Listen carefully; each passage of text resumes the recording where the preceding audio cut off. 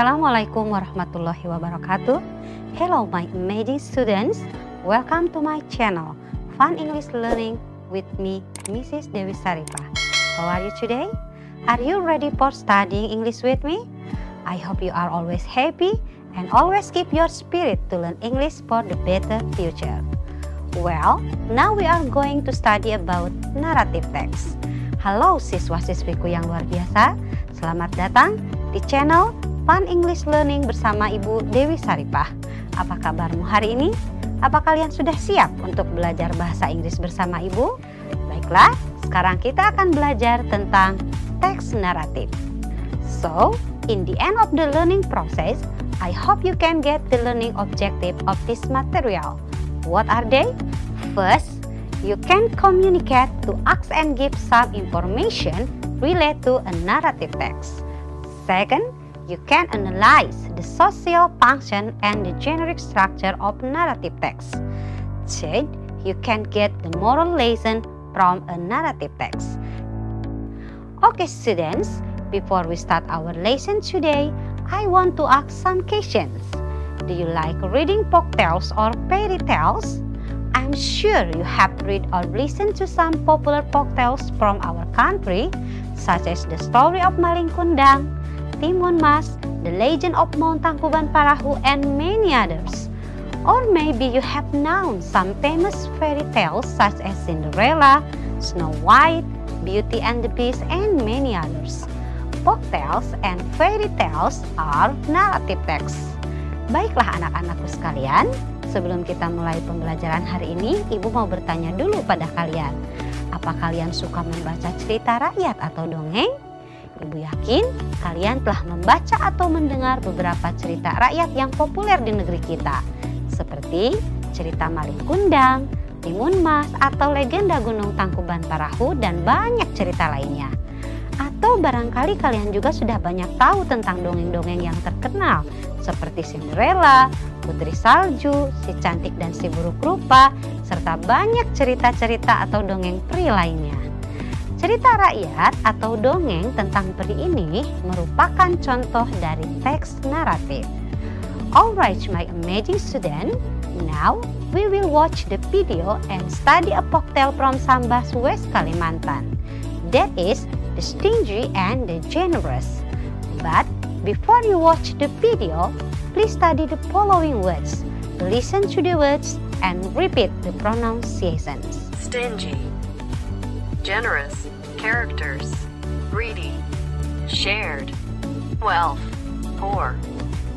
Exactly, opposite, kind, left, fell, wounded, took care, returned, seed, planted, grew, strange, heavy, ripe, picked, cut, sold, built, bought, field, forgot.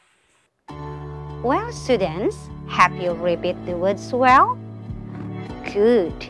Now let's watch the video and study this folktale. The Stingy and the Generous. A folk tale from Sambas. A long time ago, there lived two brothers. They had completely different characters. The big brother was very stingy and greedy. He never shared his wealth with poor people.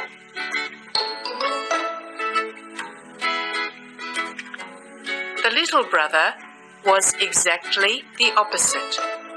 He was generous and kind to poor people. He even had no money left because he had shared it with the poor.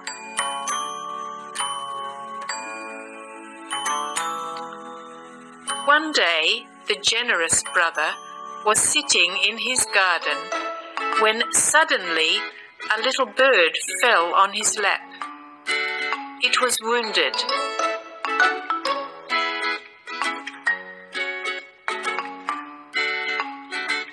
He took care of it, fed it, and put it in a nice cage.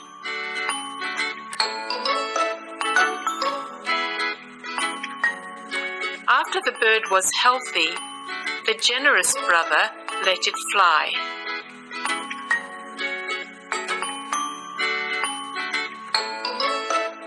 After some time, the bird returned to him and gave him a watermelon seed.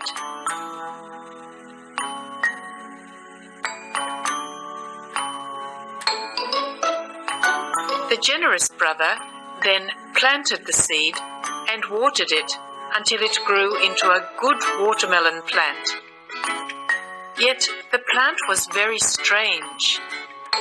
It had only one fruit, a big and heavy one.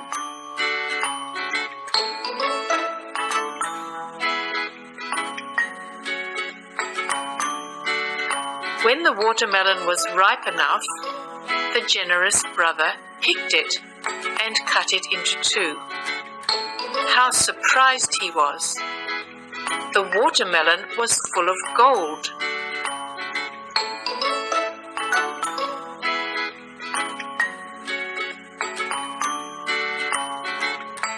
The generous brother sold the gold and became very rich.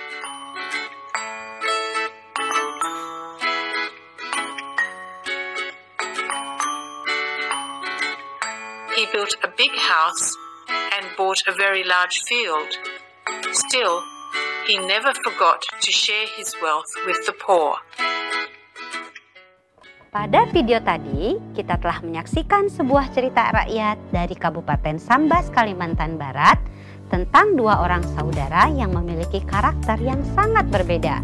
Sang kakak memiliki sifat yang kikir dan rakus. Dia tidak pernah mau memberikan sepeser pun uangnya kepada orang miskin. Sedangkan si adik sangat baik dan murah hati. Dia seringkali kehabisan uang karena dia membagikannya pada orang miskin. Sampai suatu hari si adik ini terkena masalah. Ketika dia sedang duduk di kebunnya, tiba-tiba seekor burung yang terluka jatuh ke pangkuannya. Dia merawat burung itu sepenuh hati sampai lukanya pulih. Dan setelah kembali sehat, burung itu dilepaskannya. Hal tak terduga kemudian terjadi ketika burung itu kembali dan memberinya sebutir benih semangka.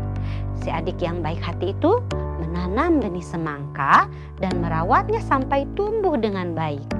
Ternyata benih semangka itu ajaib. Pohonnya hanya memiliki satu buah yang sangat besar dan berat. Ketika buah semangkanya sudah matang, si adik yang baik hati itu memotongnya. Dan betapa terkejutnya dia, karena isi buah semangka itu dipenuhi dengan emas. Dia menjual emas-emasnya dan menjadi sangat kaya. Dia membangun sebuah rumah yang besar dan membeli ladang yang sangat luas.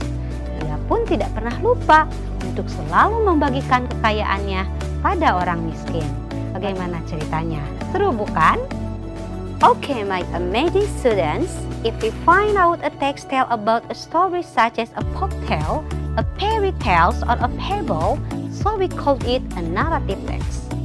Jika kita menemukan sebuah teks tentang cerita seperti cerita rakyat atau dongeng, atau juga fabel, dongeng tentang hewan, maka kita menamakan cerita-cerita tersebut dengan teks naratif, atau dalam bahasa Indonesia disebut teks narasi.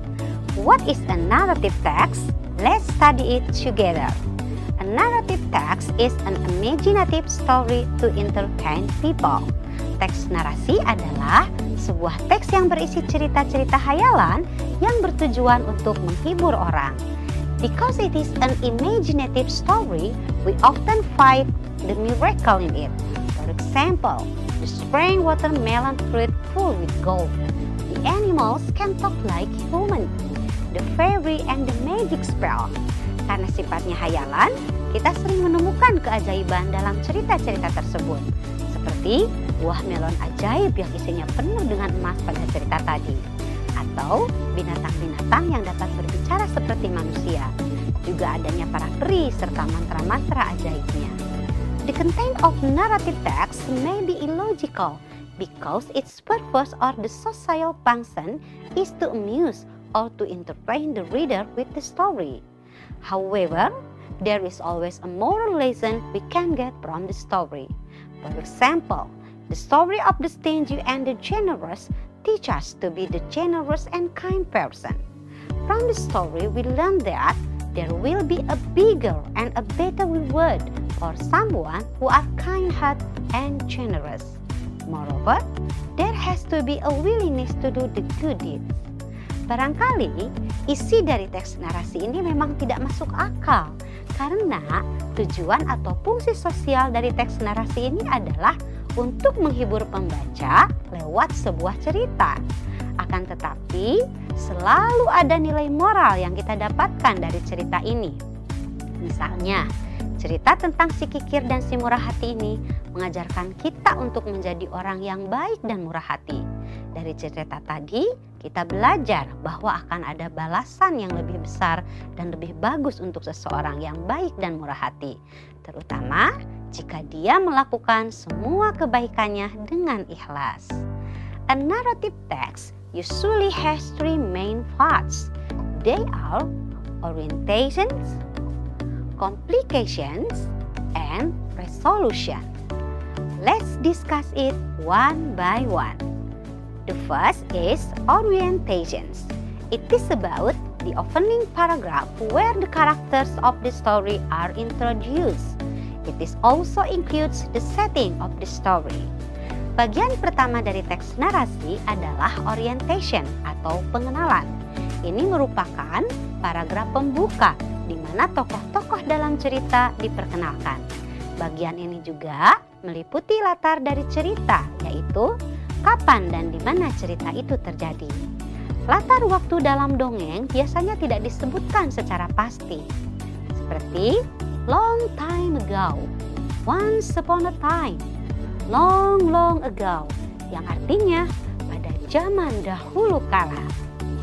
Sedangkan latar tempat biasanya disebutkan secara pasti, misalnya in Sambas, atau tidak disebutkan secara pasti, seperti in Neverland, di negeri antah berantah.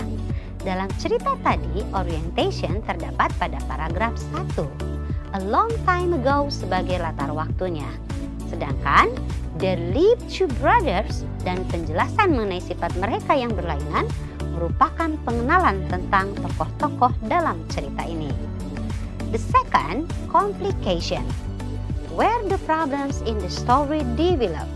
Complication merupakan bagian dalam cerita di mana permasalahan mulai muncul, terjadi, atau berkembang.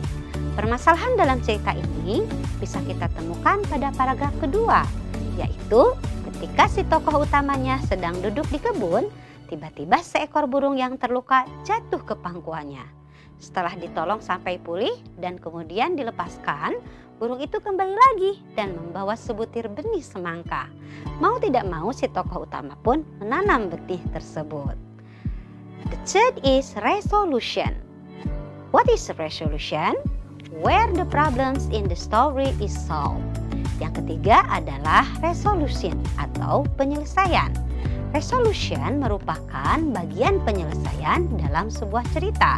Pada bagian inilah sebuah masalah diselesaikan secara baik atau happy ending atau secara buruk, bad ending. Resolution atau penyelesaian dalam cerita ini dapat kita temukan pada paragraf terakhir ketika si adik memotong buah semangka ajaib yang isinya ternyata penuh dengan emas. Dia pun menjadi kaya raya dan tetap baik hati. Dengan demikian, maka cerita ini berakhir dengan happy ending. Okay, my amazing students, after we discuss about the structure of a narrative text, now we will discuss about language feature we can find of a narrative text. Baiklah siswa-siswiku yang luar biasa, sekarang kita akan membahas unsur kebahasaan dalam sebuah narrative text. First, narrative text use past tense. Do you still remember what is past tense? That is the form of verb for the past. It can be regular or irregular. Pertama, narrative text itu menggunakan past tense. Apa kalian masih ingat apa itu past tense? yaitu bentuk kata kerja untuk masa lampau. Bisa kata kerja beraturan, bisa juga tidak beraturan. The second, we often find adverb of time in narrative text. Kita sering menemukan adanya kata keterangan waktu pada sebuah teks narasi. For example, a long time ago, once upon a time, atau zaman dahulu kala, one day, pada suatu hari, after some time, setelah beberapa lama. The third, a narrative text mention the specific characters. Sebuah naratif teks biasanya menyebutkan tokoh-tokoh khusus. Character of the story is specific, not general. Tokoh-tokoh pada cerita ini khusus, tidaklah umum. Contohnya seperti Balin Kundang, Cinderella, The Little Brother, The Big Brother, dan sebagainya. Fourth, a narrative text uses action verb. That is, a verb show an action. Teks narasi juga menggunakan kata kerja action, yaitu kata kerja yang menunjukkan sebuah tindakan. For example, cut, planted, watched, pick, took care, build, etc. The fifth, sometimes narrative text using direct speak. It is to make the story lively. Kadang-kadang naratif text itu menggunakan kalimat langsung untuk membuat ceritanya hidup. For example, Snow White said, "My name is Snow White." Contohnya, Snow White berkata, "Namaku adalah Snow White." The direct speaks using simple present tense. Kalimat langsung ini berbentuk simple present tense. Okay, my amazing students, that's all my explanation about narrative text. I hope you get clear comprehension and start to learn retell a story using your own words. Don't forget, always practice your English. Wassalamualaikum warahmatullahi wabarakatuh.